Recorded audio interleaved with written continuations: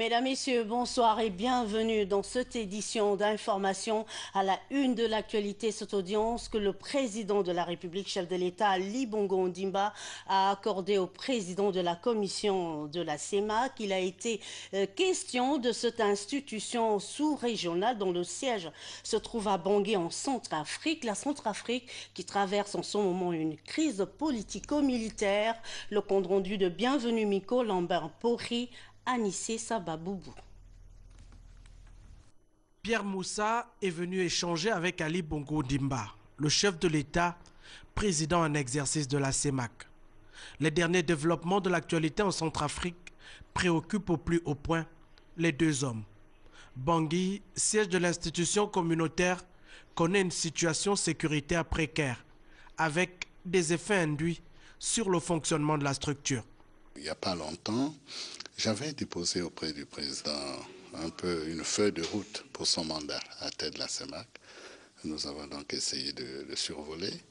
Et en même temps, naturellement, cela ne vous échapperait pas, nous avons profité pour échanger sur le pays de siège. Parce que la commission est à Bangui, le siège de la commission, c'est à Bangui. Nous en avons profité pour échanger sur la situation qui a prévalu à Bangui, ou qui, dans une certaine mesure, continue de prévaloir, avec tous les effets un peu néfastes sur la commission à Bangui. Le président donc estime qu'au niveau politique, il est possible qu'on aille vers une certaine stabilisation, mais que surtout, il faut rétablir, il faut que les autorités, les nouvelles autorités, rétablissent les conditions de la sécurité. Parce que sans sécurité, naturellement, rien ne peut se faire. Les conditions de la sécurité et puis les conditions d'une réconciliation politique, conformément aux accords de Libreville. Le retour à la normale de la situation est donc un préalable à toute forme de remise en train. Dans cet état de 623 000 km², la nomination d'un Premier ministre, la reprise progressive des activités socio-économiques et institutionnelles constituent des indicateurs d'une situation en phase de stabilisation. Outils et méthodes de financement des services publics d'emploi, la thématique est au centre des travaux initiés par l'Office national de l'emploi et ses partenaires. Pendant 48 heures, les directeurs généraux des services publics vont plancher pour trouver des solutions adéquates aux problèmes de l'emploi qui se posent avec acuité. Dans notre pays, la cérémonie a été rehaussée par le ministre Luc Oyoubi sur place, Yves Oyono et Joseph Biyou. Qualité de ministre de l'Emploi, vient lancer officiellement les travaux des directeurs généraux des services publics de l'emploi dont les pays sont membres de l'AMSEP. L'événement est placé sous la supervision du directeur général de l'ONE au Gabon. L'investissement et la création d'emplois décents pour le plus grand nombre de Gabonais sont une priorité politique nationale contenue dans le plan stratégique Gabon émergent, volonté politique définie par le président de la République, chef de l'État, son Excellence Ali Bongo Ondimba. Le ministère de l'Économie, de l'Emploi et du Développement durable, par le biais de l'Office national de l'emploi, est chargé de traduire en actes cet engagement à faire de l'emploi une priorité et un pilier important pour le développement du Gabon. Axant leur réflexion autour du thème « Outils et méthodes de financement des services publics », les différents experts présents dans cette salle vont échanger leur expérience afin de trouver des solutions aux problèmes qui se posent dans un marché de l'emploi jugé complexe. Ces techniciens du travail viennent d'une vingtaine de pays. Il s'agira de répondre aux enjeux du moment face à un marché de l'emploi complexe, fluctuant et multiforme. Le thème retenu est bien évidemment d'une grande importance. Vos conclusions vont alimenter la réflexion des gouvernements pour redynamiser les services publics d'emploi. Les objectifs recherchés à travers cette rencontre devront permettre de faire, avec beaucoup d'objectivité, une analyse pertinente de la situation des services publics d'emploi, d'échanger sur les différents outils, méthodes de financement et d'évaluation.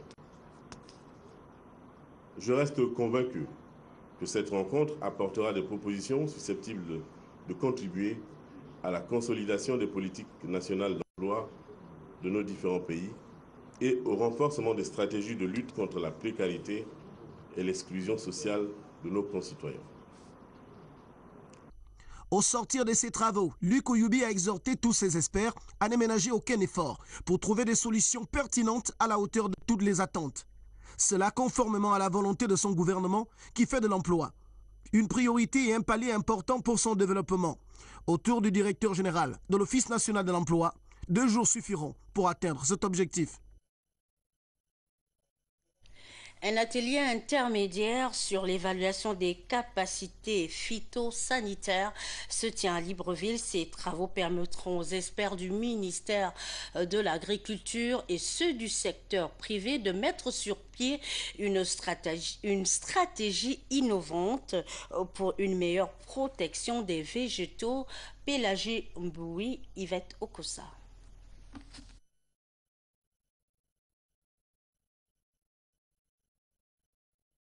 Phytosanitaire, tel est l'objectif que se sont assignés les experts du secteur agricole.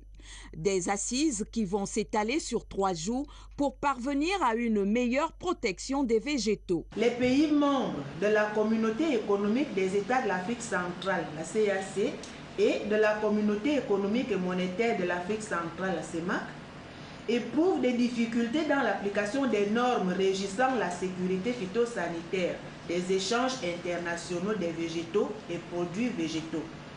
Cette situation résulte des nombreuses faiblesses d'ordre réglementaire et institutionnel qui caractérisent leurs organisations nationales de protection des végétaux. C'est dans ce contexte que les 2 communautés ont approché la FAO à travers son bureau sous-régional pour l'Afrique centrale afin de mettre en place le projet d'appui au renforcement des capacités phytosanitaires dans les pays membres de la CAC et de la CEMAC. Ce projet a pour but de renforcer les aptitudes et compétences des organisations nationales de protection des végétaux à faire face efficacement aux défis posés par les ravageurs et maladies des plantes. L'atelier qui commence aujourd'hui, grâce au précieux habituel concours de la FAO, constitue une évaluation à mi-parcours de l'évaluation des capacités phytosanitaires. Actuellement en cours de réalisation et qui s'inscrit dans le cadre de l'exécution du projet susmentionné. C'est à cette tâche que vous, chers participants, êtes invités à œuvrer tout au long de cet atelier. La présence parmi vous d'agents éminents des différents services techniques du ministère en charge de l'agriculture, des autres administrations et du secteur privé concernés par les questions phytosanitaires ou régulièrement en contact avec les producteurs et ou les importateurs de végétaux et produits végétaux doit permettre de déboucher sur des propositions et des résolutions concrètes dont le gouvernement pourrait tirer parti d'une meilleure protection des végétaux. Les présentes assises devraient donc permettre de finaliser les différentes analyses des modules et de rédiger le plan stratégique de renforcement des capacités phytosanitaires qui constitue la finalité de cette évaluation. Merci Pélagie pour toutes ces précisions. Demain s'ouvre à Libreville les journées portes ouvertes de promo au Gabon. Le ministre de tutelle qui travaille pour la réforme de cette entité appelle les Gabonais à s'approprier cette structure qui œuvre dans la promotion de la PME gabonaise. Moussa Ndiengi Boussougou Félix Moudibangoui.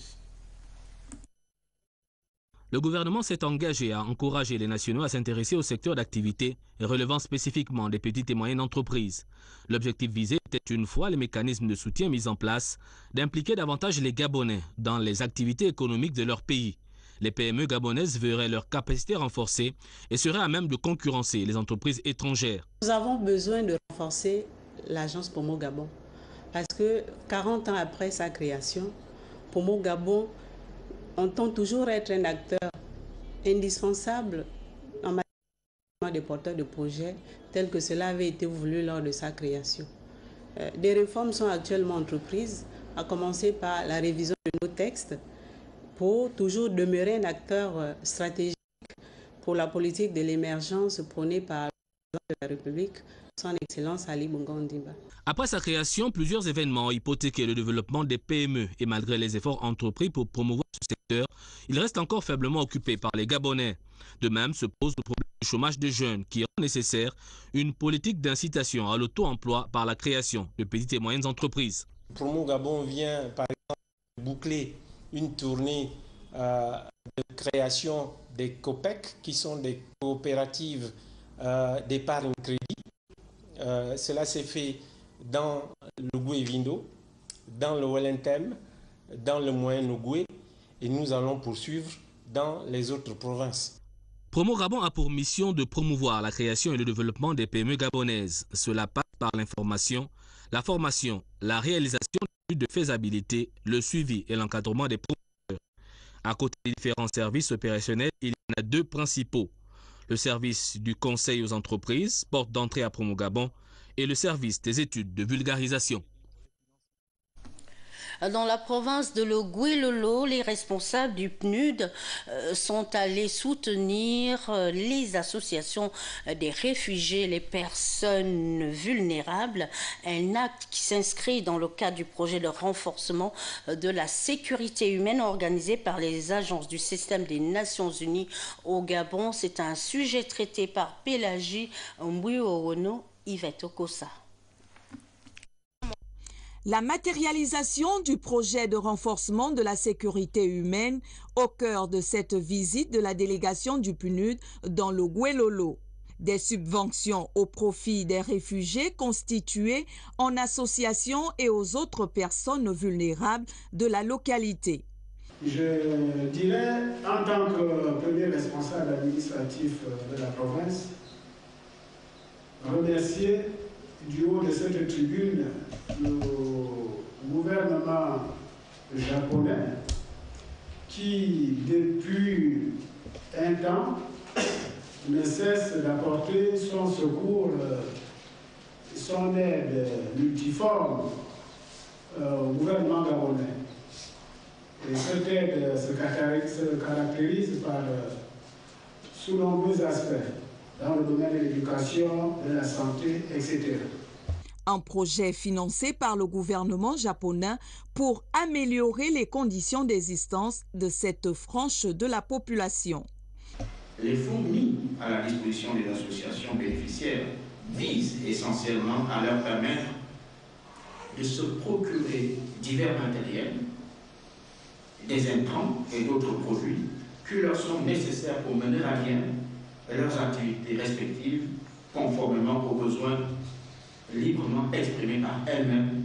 Un geste fortement loué par les bénéficiaires. C'est une joie, moi je ne m'attendais pas. C'est l'association Gambo qui pour la première fois reçu les ONG 2500, c'est une satisfaction au niveau de notre association. Et là, ça va nous permettre d'élargir notre plantation. Vraiment, je suis content de recevoir les 800 000. C'est un grand courage. Tout ça, c'est posé par le gouvernement gabonais avec l'appui du président Ali Bongo Ondimba.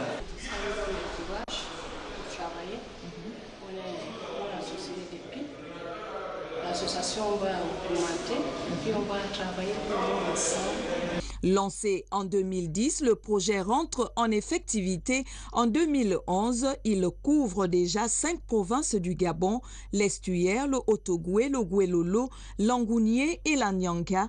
Les réfugiés et les personnes vulnérables sont ici des cibles visées. Nous revenons dans la capitale gabonaise pour parler du premier salon de l'étudiant qui s'est ouvert ce matin à l'Institut français de Libreville. Et nous recevons sur ce plateau M. Juldas Fresneau, attaché de coopération universitaire pour l'ambassade de France au Gabon. Bonsoir. Bonsoir madame. Pourquoi un salon pour l'étudiant ? Alors pour nous l'objectif était et d'ailleurs double. Il importe d'abord pour nous de faire connaître les filières universitaires, notamment